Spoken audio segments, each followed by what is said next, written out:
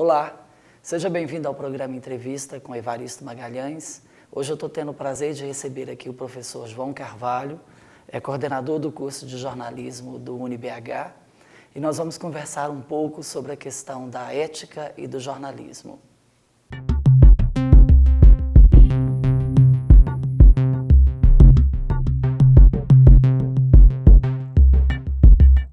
Professor João, obrigado por ter aceitado o nosso convite. Eu que agradeço, é um prazer e uma honra estar aqui participando do programa.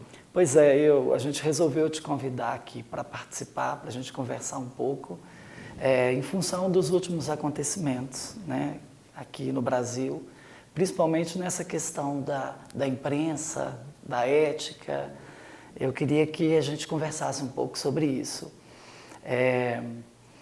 O que está acontecendo, João? O que está acontecendo com a nossa imprensa? Essa é uma pergunta muito complexa e eu acho que ela é necessária nesse momento, de fato, mas que a gente está vivendo um momento de muita emoção e muito calor, então a gente precisa sempre tomar um certo cuidado quando a gente analisa isso no calor dos acontecimentos também, né? Agora, o que eu percebo, assim, é que, na verdade, a gente vê um comportamento da grande mídia, né, que, na verdade, é um comportamento recorrente, assim, num certo sentido. Se a gente pega a história recente da nossa República, a história recente do Brasil, a gente vê lá em 54, né, um certo sentido, um processo muito semelhante ao que a gente vem vendo agora. Então, alguém no poder que começa a perder os seus apoios, né? Começa a perder a sua articulação política. Em função disso, uma certa corrente se associa à grande mídia e começa uma campanha, não sei assim, de certa forma, para retirar ali quem está no poder. A semelhança é tão grande que o Vargas teve um processo de impeachment também colocado contra ele, mas que ele conseguiu reverter na própria Câmara dos Deputados. Então, há muitas semelhanças entre esses processos. Em 64, a gente vê também uma coisa muito semelhante, né, enfim, no golpe militar, o que é, no certo sentido, um comportamento recorrente da nossa mídia massiva, né? Onde ela se alinha a certos interesses em certos momentos agudos de crise e deflagra-se ali uma campanha constante contra a corrente oposta e a favor de quem essa mídia se alinha nesse sentido. E o que eu vejo acontecendo na grande mídia é um alinhamento muito claro. Talvez com a diferença que é o que a gente tem ali como um fato novo nessas relações, que é exatamente a dimensão das redes sociais e a dimensão dos blogs, que surge ali como um ator novo e que, no certo sentido, parece esvaziar um pouco essa grande mídia na sua relação com o poder. A gente vê ali a possibilidade ir acontecendo outro tipo de articulação e outro tipo de exposição de fatos, ou de acompanhamento dos fatos, melhor dizendo, pelas correntes mais distintas, e aí a gente começa a ter uma certa até dificuldade de enxergar ali nas redes sociais um posicionamento claro. A gente vê ali um lugar de grande disputa do discurso político e do discurso midiático, né? Só voltando um pouquinho, professor João, então você falou assim que certos grupos políticos vão perdendo apoio e se aliam à grande mídia. Então, a impressão que se tem é que se diferencia um pouco os grupos políticos da grande mídia.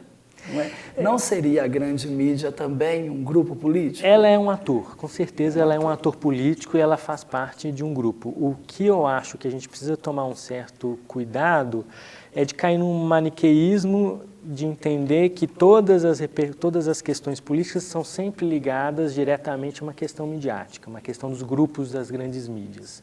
Há algum tempo já a gente vem vendo que esse poder ele não é diretamente relacionado à capacidade, a ter uma televisão e colocar o seu discurso lá. Além disso, a gente teve, depois da redemocratização, uma melhoria na nossa mídia jornalística, no sentido de uma tentativa de uma imparcialidade maior, uma tentativa de, pelo menos, dar espaço para os diversos discursos. O espaço não é o mesmo, o espaço não é colocado da mesma forma, mas, pelo menos, transpassa por ali, de alguma maneira, né? Agora, o que eu compreendo, no certo sentido, que essa concentração que a gente tem, o grande problema vem da concentração que a gente tem das mídias massivas que a gente chama, televisão, rádio e jornais. Isso é concentrado em poucos grupos e poucas famílias. E isso leva, então, um certo alinhamento político desses meios.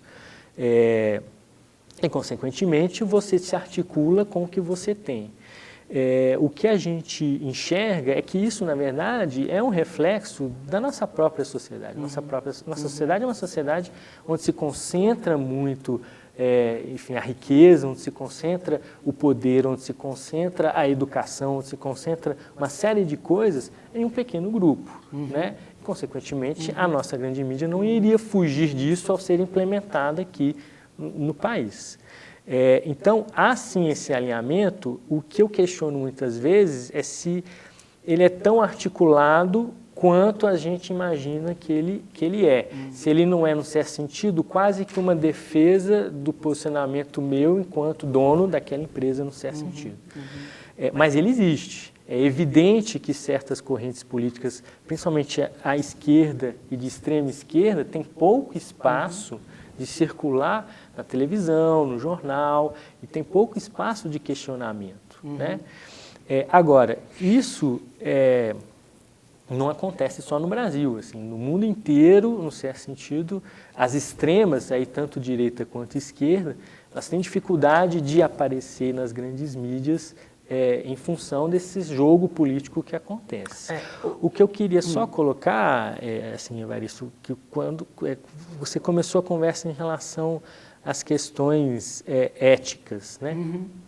E para nós, assim, jornalistas, o que mais pesa nesse sentido é ver como que muitas vezes, levado exatamente por essa ideologia interna da empresa, levado pelo atropelamento dos acontecimentos, alguns bons profissionais acabam esquecendo, no certo sentido, exatamente de colocar o processo de produção jornalística bem feito, que aí você preserva, num certo sentido, a ética jornalística, né? Então, ao fazer uma boa apuração, ao questionar as coisas até o fim, mesmo que não seja o seu alinhamento ali ideológico, mas você precisa questionar para entender aquilo no seu fundo, né? Aí você faz um jornalismo ético, e isso independente da corrente política que você se encaixa. Ok. Essa sua última fala me chamou a atenção para uma outra questão, mas eu quero voltar numa questão anterior. Sim. Quando você me falou de um certo alinhamento da imprensa com certos grupos. Você que trabalha com isso, né, que forma jornalistas, o que a imprensa ganha com esse alinhamento? Bom, aí é uma tese que eu tenho particularmente, que eu ainda não fiz um estudo para comprovar, mas eu acredito que o principal é ainda o poder, e hoje principalmente, é o poder político. O poder de o meu discurso ali aparecer mais do que o dos outros. O poder de influenciar, digamos assim, o que se diz, o que se comenta. Mas tem também um viés econômico, né?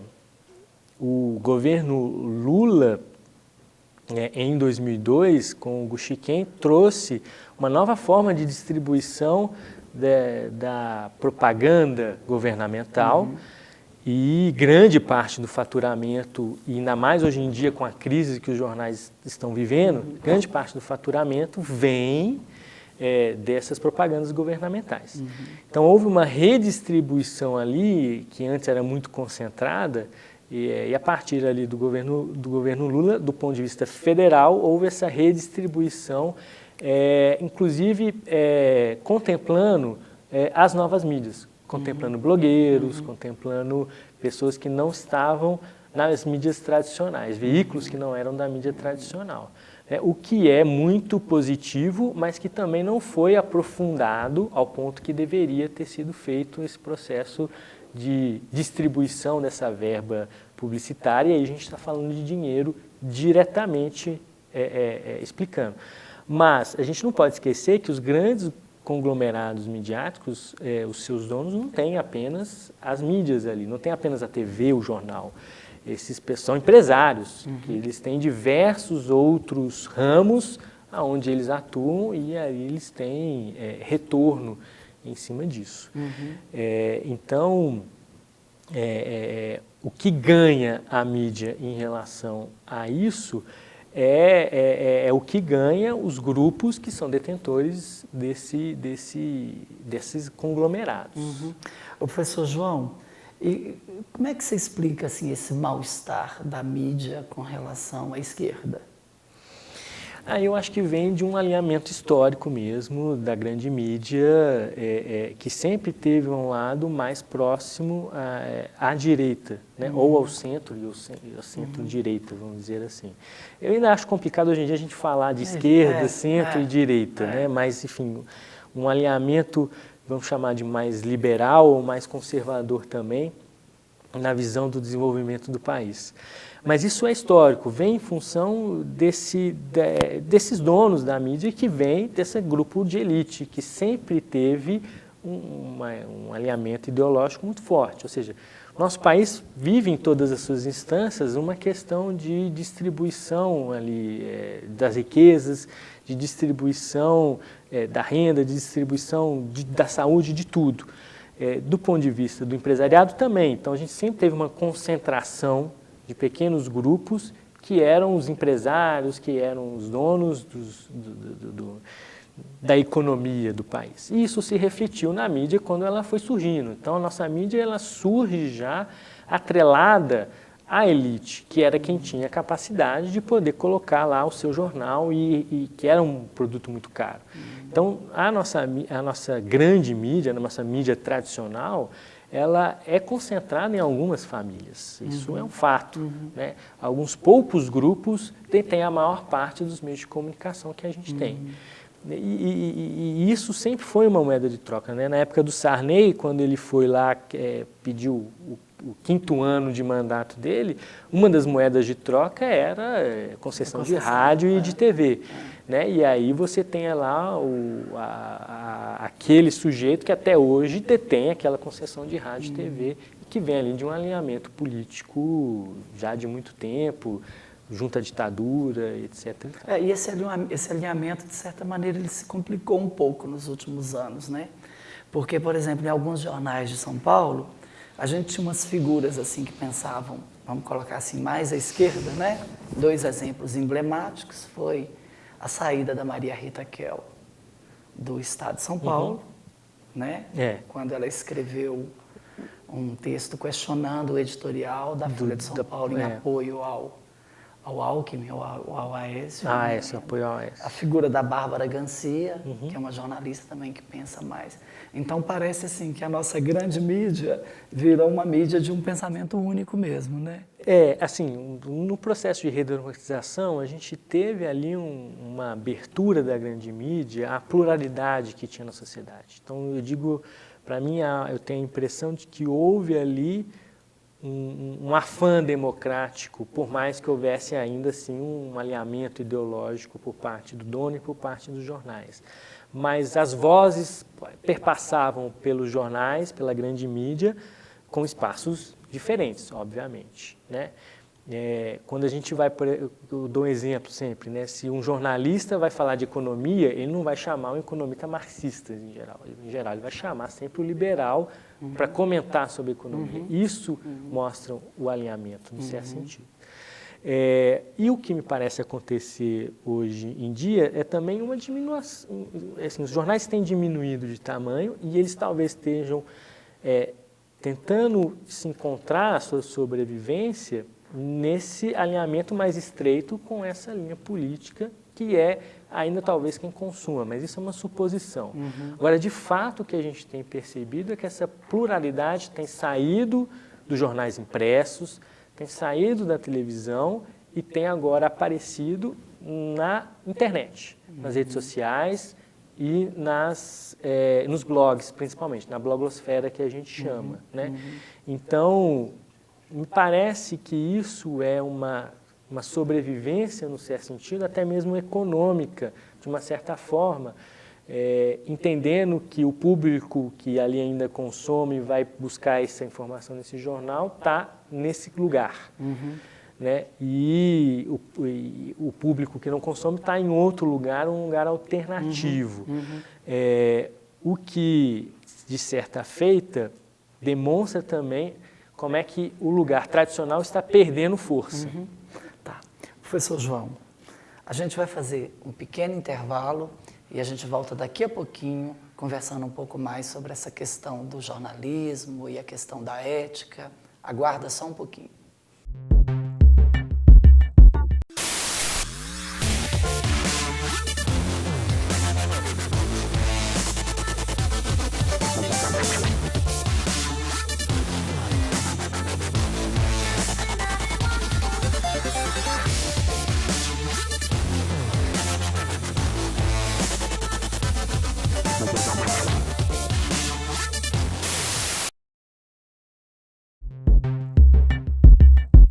Olá, para você que está chegando agora, nós estamos conversando aqui com o professor João Carvalho, ele é coordenador do curso de jornalismo do UniBH, e a gente está conversando um pouco sobre a questão da ética no jornalismo. Professor João, no bloco passado a gente conversou um pouco sobre essa questão do alinhamento da grande mídia no Brasil com um pensamento único, vamos dizer assim, né? E aí, o tempo todo, no primeiro bloco, você se reportou a questão de uma mídia no campo das redes sociais. E ali é vamos dizer assim, um campo livre, né? Então, parece que a informação ali, ela funciona meio que caótica, assim, né? Como é que você vê? Você vê isso como positivo? Eu vejo isso como muito positivo, no sentido de que a gente tem ali um campo em que a nossa sociedade precisa saber o que quer naquele campo, né? E é um campo ainda com suas forças acontecendo, ele não tem coisas cristalizadas, até tem algumas, mas são questões mais amplas de privacidade, de onde circula a informação, etc. e tal, que a gente precisa discutir e a gente precisa ter uma discussão muito séria a respeito desse espaço. Então, ele é muito positivo, e eu falo isso para os meus alunos, é um momento muito feliz para se fazer comunicação e jornalismo, porque é um momento em que as coisas estão se reestabelecendo. Então, quem vai falar o que será o jornalismo no futuro são esses alunos que estão entrando agora, né? Eles é que vão estar lá na frente, construindo esse campo novo, esse lugar novo, que é um lugar de mutação constante, é um lugar de hibridismos, então é muito difícil estabelecer os limites, né? E é um local de campo aberto, onde você pode traduzir e trabalhar. O que assusta muito a nós, professores, jornalistas, é a quantidade de informação falsa, de informação desviada, de informação manipulada que circula e que é legitimada por uma série de pessoas que não têm uma preocupação um pouco maior na legitimidade daquilo. Em que sentido? Do ponto de vista do discurso político, o mais comum é a gente aceitar aquilo que está do nosso lado. Então, se eu sou de esquerda, eu vejo lá um meme como estatística de esquerda, já pega aquilo, olha isso aqui. Eu sou de direita, eu vejo lá um gráfico que justifica lá supostamente, objetivamente o que eu estou falando, e pego, olha aqui essas informações.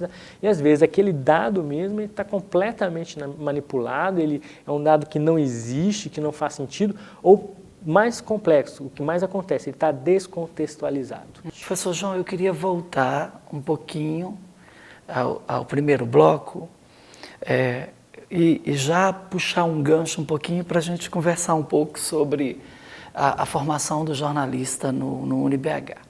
No bloco anterior, você havia falado que esse alinhamento da imprensa com certos grupos políticos dificulta muito o trabalho investigativo da própria imprensa, né? Porque fica uma investigação muito tendenciosa. Eu vou te fazer uma pergunta que parece ser uma pergunta assim meio tola, mas é algo que me interessa. Você acredita numa certa neutralidade assim do trabalho da imprensa? Não. E não é isso que a gente ensina para os nossos alunos. Quando a gente fala de uma objetividade, uma imparcialidade, significa você abrir espaço para o contraditório. Ok. Bacana. Mas isso não significa deixar de interpretar. O que eu coloco e que a gente sempre coloca para os nossos alunos é que o problema não é a interpretação que você coloca. O problema é você se esconder diante de uma objetividade, imparcialidade, o seu locus, o seu lugar em relação àquilo. Né? E isso a gente precisa ainda ver acontecer na grande mídia, a gente discute isso muito na academia, mas na prática a gente não enxerga. O que eu falo é a transparência, na forma como a gente constrói. Porque assim, a sensação que a gente tem, isso que você está falando, é que parece que existe assim, um certo fetiche da informação, né? Aquilo que o Marx chamava assim, de um fetiche da mercadoria, né? A geladeira está ali, você não sabe de onde é que ela veio, né? Que tipo de trabalho, de exploração do trabalho que tem por... E de certa forma a gente tem essa sensação mesmo, né? Você não sabe como que a informação foi construída. Como a informação foi construída e como é que ela chega até ali. A gente até consegue, de certa maneira, deduzir, né? A gente que tem uma certa formação mais crítica, a gente até consegue saber de qual lugar que o jornalista está falando, como é que ele construiu. Mas eu acho que o grande público... Mas como é que isso é complexo? Isso se torna muito complicado quando a gente fala, por exemplo, de televisão. Porque a televisão a gente tem uma associação à câmera do registro. Então a câmera está ali só para registrar, ela mostra o fato.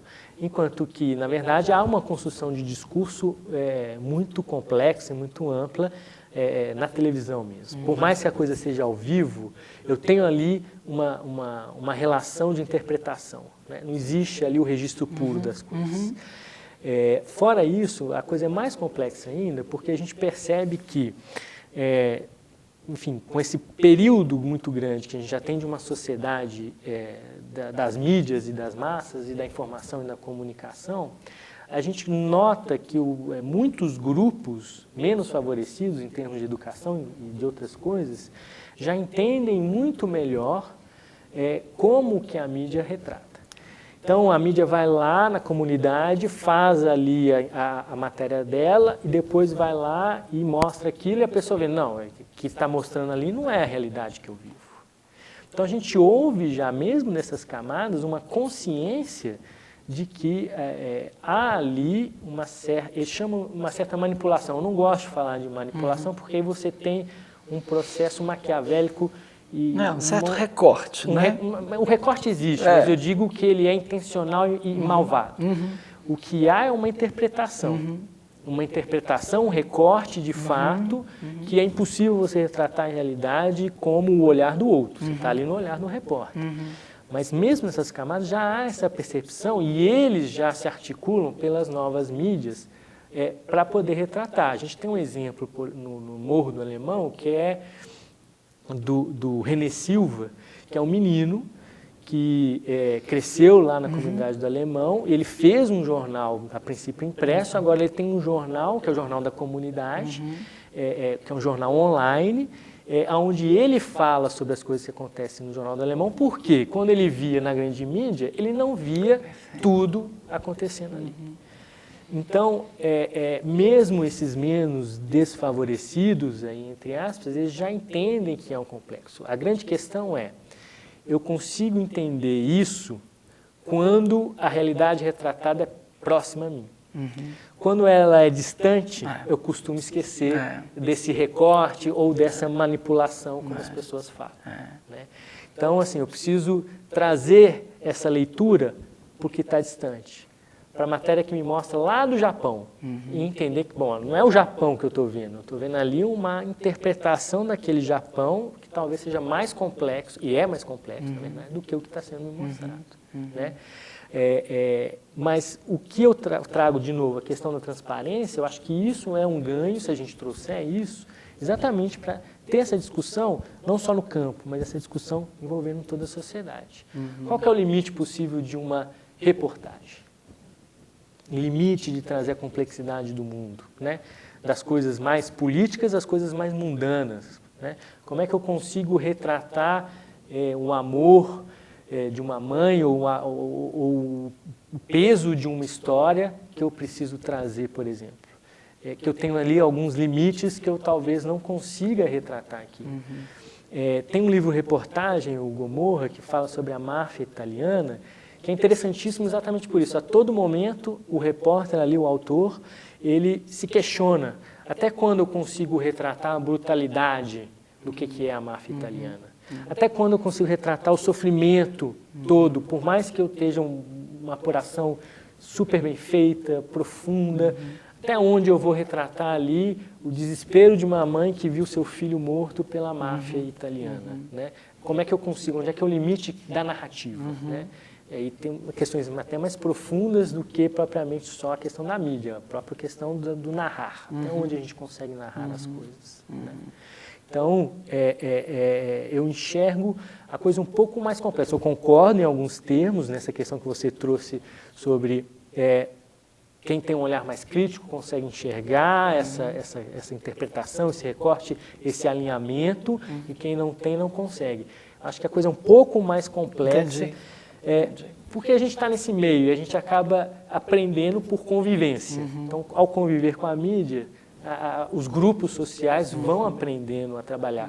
E a gente tem um exemplo antes da internet, só para encerrar o raciocínio, o MST. O MST, na década de 90, soube perfeitamente trabalhar com os critérios da mídia para se colocar enquanto grupo. Né? Então, a marcha de 1 milhão, as marchas que eles faziam, os protestos, isso tudo era também uma articulação para você ter ali um evento que não pode ser ignorado. E aí o grupo aparece. Né? Então, a coisa é muito complexa, mas é muito interessante, é muito rica, porque aonde isso a gente vai chegar, a gente não tem noção ainda. Muito bom. Professor João, acabou o tempo. Muito obrigado, querido. Eu que agradeço. Espero que eu tenha te deixado bem à vontade. Eu fiquei muito à vontade. Que bom, que bom. Acho que é uma conversa que precisa acontecer. Claro. E aí, só para um pouco a transparência. Não sei se deu para perceber, é uma conversa muito complexa. Que às vezes o limite de um programa de televisão não dá conta de falar sobre todas as suas dimensões. Né? Então, isso faz parte da linguagem, isso não é uma questão de manipulação, é uma questão da linguagem. Claro. A linguagem tem seu limite de tempo, seu limite de abordagem. Então, quando os meus alunos costumam falar, não, mas isso é muito complicado. Eu sempre falo, se fosse simples, eu não precisava de 4 anos de um curso para poder tratar do assunto. Tá certo, a gente volta. A gente marca de novo e volta para poder conversar. Ficaram algumas questões meio pendentes. Eu queria te agradecer. Hoje eu recebi aqui o professor João Carvalho, é coordenador do curso de jornalismo do UniBH. Mais uma vez, muito obrigado, professor. Eu que agradeço. João. E a gente volta com outra entrevista. Muito obrigado.